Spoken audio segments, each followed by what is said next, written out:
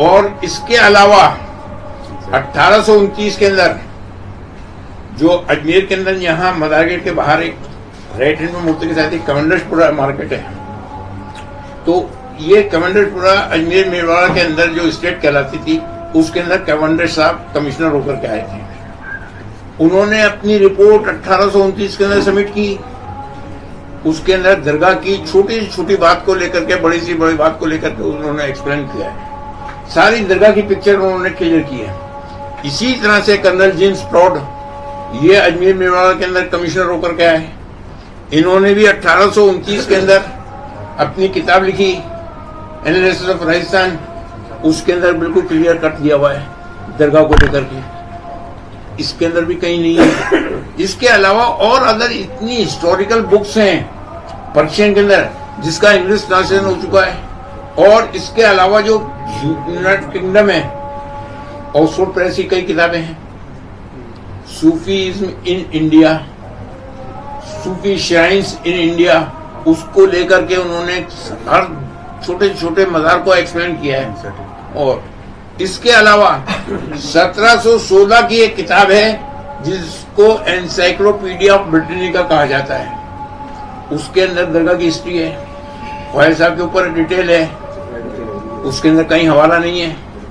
ये गवर्नमेंट की बॉडी, तो आर्काइव्स का तो यहाँ से कोई लेना देना नहीं है, उसको खामा बनाया।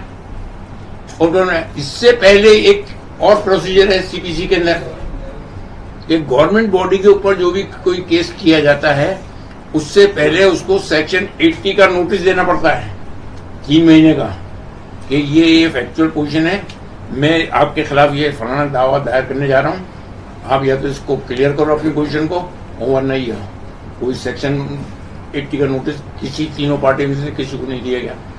प्लस जो ख्वाजा साहब का वंशज है, जिनके बाप दादा की दरगाह है, वो मजार है, उसको पार्टी नहीं बनाया। आप किस कैपेसिटी में चले गए वहां पर? गवर्नमेंट की कैपेसिटी में, तो गवर्नमेंट जवाब देगी। गवर्नमेंट का ये रिपोर्ट है। गवर्नमेंट अपने लिखे से थूके को चाट नहीं सकती।